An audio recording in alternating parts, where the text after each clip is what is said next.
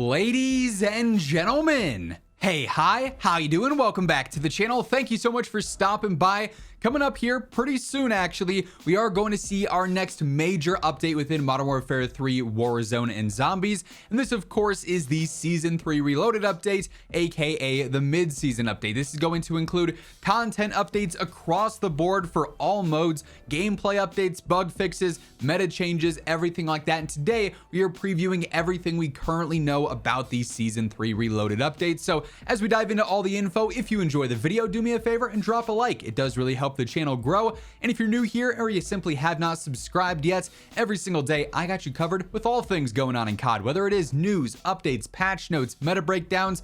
You're gonna find it right here, so feel free to hit that sub button and turn on those post notifications. So initially, when it comes to Season 3 Reloaded, when exactly should we expect this update? Well, according to all the in-game countdown timers and all the information we have as of right now, May 1st should be that launch date for this patch. The main updates, the title updates, the mid-season updates usually always drop on Wednesdays, so that lines up nicely for that. And really right now we're at a schedule where every 4 weeks we're seeing a seasonal launch or a mid-season update. They've kind of been on that since launch, and that trend should continue here. So May 1st is that date that we're looking out for right now. Of course, that could be delayed, it could be altered, and if that's the case, I'll be sure to keep you guys updated with that info if such a situation arises.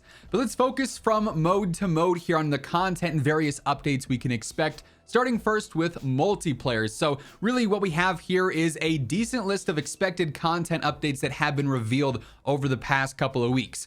Season 3 Reloaded is going to include a couple of new 6v6 map updates for multiplayer, including Checkpoint, which is basically a reimagined version of Stronghold from Rebirth Island. It's going to be a 6v6 map though. There are going to be some slightly adjusted lines of sight and some other barriers that have been put into place for this 6v6 map specifically, so it's not going to be a one-to-one of the Stronghold area, but kind of cool that we're seeing Rebirth as a multiplayer map. And then also Grime, which is going to be another new 6v6 map. This one is small to medium sized, pretty basic there, but 2 new maps coming with Season 3 Reloaded.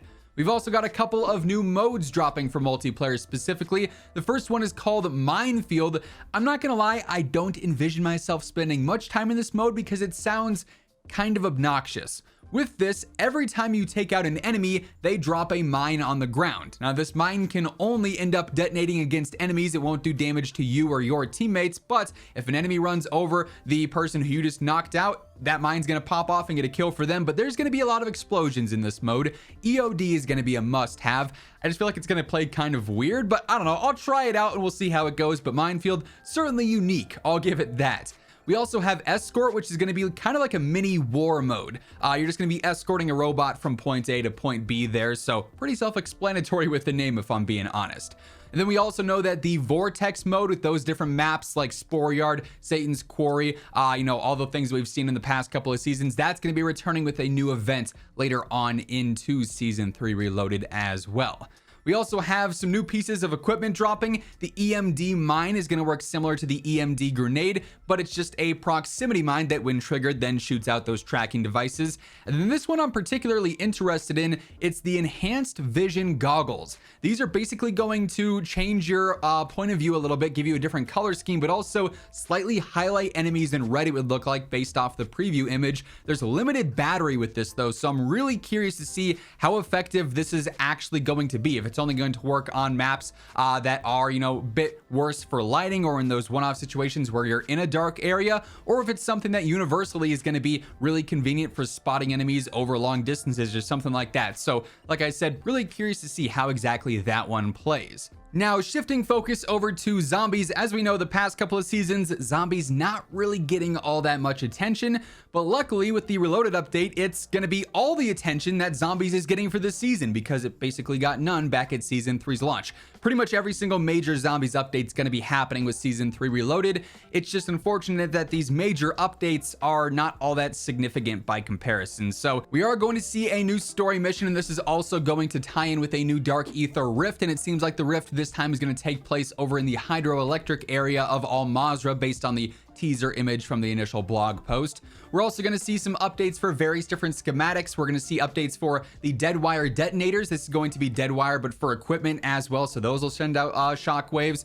There's going to be the golden gas mask, which actually replenishes over time. That would be really cool, and that's a neat upgrade there, but it's also, I don't think, going to be that practical considering how often you're using gas masks, unless you're just going all in on certain challenges or something. That would be extremely beneficial over in Warzone, I won't lie. We're also going to have the Sergeant's Beret, which is a disguise from Mercs essentially, and a new warlord in the form of Rainmaker, who is located down by the Manor POI, and Rainmaker has a ton of explosives set up on the island, so you're going to have to take things out there and definitely beware of all the different nades and mines and everything going off when you're trying to infiltrate. On top of that, during my dev call just prior to season 3, we learned that there's going to be a stash expansion, so you're going to be able to hold up to 20 items in your stash with this update, and schematic cooldowns are in fact coming. These are something that actually glitched out on the exfil menu just as some text. They weren't actually working, but by exfilling with certain stuff, you're going to be able to cool down some of your schematics and get them quicker over time, so that's definitely cool there. We then shift over to Warzone, and there's even more exciting stuff here.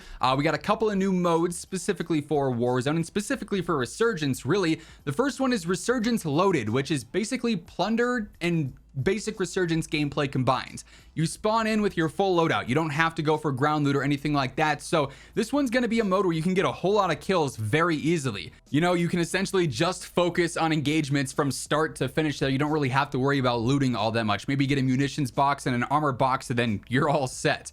And then we're also going to have Rebirth Lockdown, which is just obviously Lockdown shifted over to Rebirth. However, the devs did also mention with the variable time of day and the different skyboxes for, you know, cloudy, sunny, or sunset, they're going to be testing the skyboxes initially on Rebirth Lockdown, and then those that are well received will shift over to basic Resurgence gameplay over the course of time. The Infill Strike updates should continue throughout the Season 3 Reloaded update as well, and the devs did mention that as they get more information on the Infill Strikes, which ones players really seem to enjoy, maybe when the water tower is knocked out, matches have a really positive, you know, outcome, or when the lighthouse is knocked out, the player sentiment is really good around those games. They're going to maybe increase the chance of those things happening, but they'll be adjusting the spawn rates of the Infill Strikes as they get more and more data on what works and what doesn't, what players like and what players don't like there. We're also going to have a new public event that happens at random in matches, and this is an interesting one. It's known as Heavy Armor, and it actually gives you 50 more health to your armor, so you can end up with 350 total health if you're maxed out on plates